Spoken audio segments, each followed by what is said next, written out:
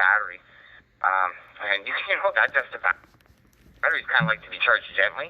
And the 380 does that. It charges it at half an amp, or like a lot of the but at an amp, which still isn't bad on a 200 milliamp hour battery. But sometimes gentle is pretty gentle. But well, as you know from batteries, right? You divide that by the total hours in the thing are charged, right? So I think lithium ions. What is it? I want to. You can go 1C on them. I think one charge rate, but they like a little bit. Yeah, if you want to prolong their life. Back to you, Tom.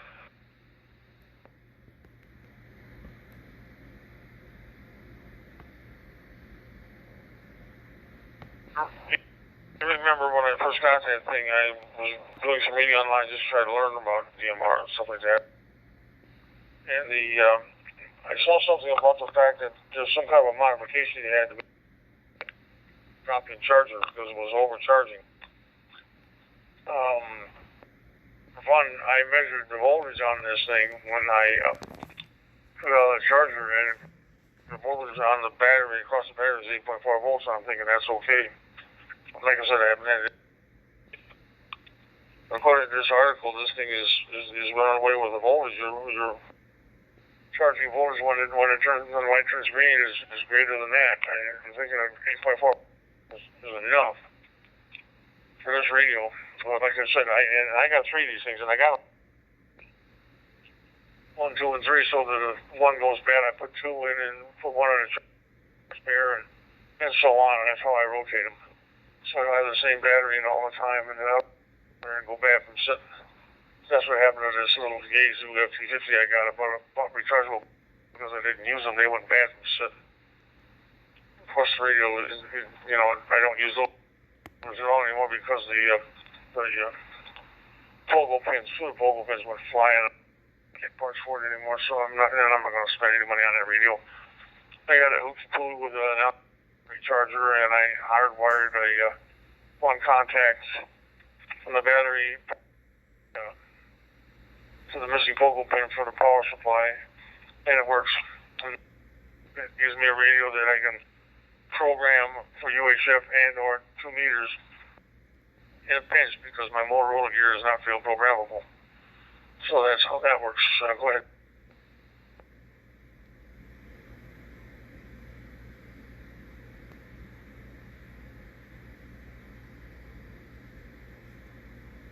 I have a couple of old Makita 9.6 volt stick batteries. You probably remember those here. They were the original cordless Makitas when they first came out.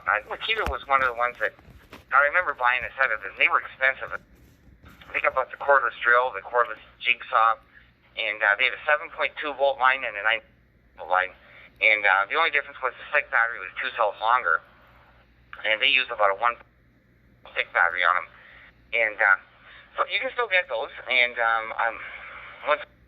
there's a Makita authorized repair center there or whatever, and you can buy the battery for about $50. It's as cheap as anywhere, really.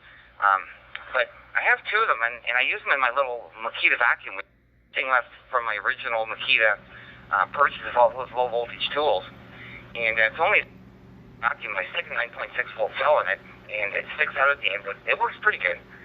But having a really, really short life. So I think I told you I have a hobby charger, and they're like battery chargers. So I ran it through a couple of cycles. I charged it, discharged it, charged it, discharged it, and 3 cycles. I brought that thing back from about 800 milliamps of available power to 0.3, and it's rated at 1.5, I think. So that was a pretty good recovery, and it seems to be holding. So sometimes those NiCads need to be exercised, but I know they do reach a point of kind of a threshold point of no return, right? Kind of like a lead acid battery too. If you let it go too long or whatever, there's nothing you can do to save it. Tom.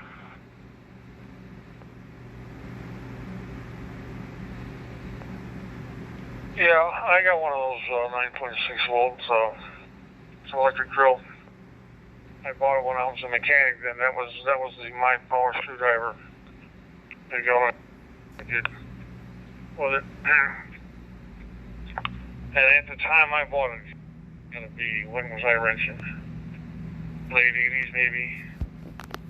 I bought it, and of course they get top dollar for everything. and it was working, and I thought, hey, the battery for this thing, and I put it off, and I finally got to the point where I did charger, and also I thought, well, okay, I'm going to have to see if I can find another battery for this thing, and by then I'd left the automotive. And I went to, I don't know, one of the big box stores to see about getting this battery, and, oh, we don't carry that, sir, we can order for you. It's going to be one of the more common drills. He says, no, he says, they sell up to a 13-volt cell or something like that, but I said, so all right. Just so that I can have a good battery. Anyway, it's been working pretty good. Of course, I don't use it much anymore. But I also found out that these battery stores, at least over here, the battery stores, that's all they sell is batteries for consumer products, you know, not so much cell phones, but cordless phones and, you know, they'll sell all kinds of batteries. Some of these places will actually take one of those so-called steel batteries and rebuild them, put new cells in them, and then more often than not, the new cells that in the battery are better in terms of power and reserve and everything else than the original, even when it was brand new. There's a head of buddy had on me, he said. I had a buddy of mine that lives in Windsor. We both were pricing some of the orphanage for place. And I told him about this because I guess he wanted to get another battery. He wanted a lot of money for it. He just didn't seem to think that was a good deal, even if we tried buying one here or just over there. But it was an awful lot of money for a battery. So I told him about this place up by me that rebuilds them. So, okay, fine. He brought it into me, asked me if I could take it up there. And I did, and let him know, and he says, okay, go ahead and let him do it.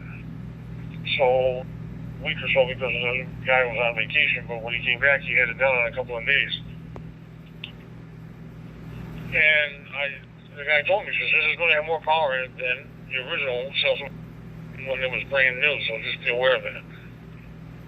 So I told Marv about it, and I guess he told me next time I saw him, I said, boy, you were right about that new battery. He says, that didn't deliver yet.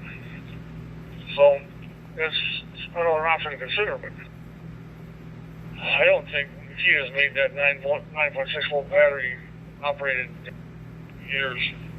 I used to sell them as a kid. You could buy a drill and you buy a flat batteries and charger.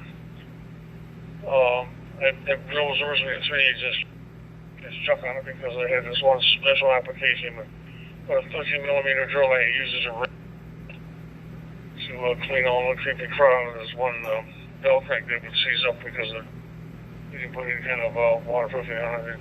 Water would get in there and salt and it'll seize up and you put your car. So I'd go in there and take it apart, ream it out, put a little inner slider on it, new bushings which were new and improved, with seals on them, put it back together, and the rest is history. I think I still got that drill.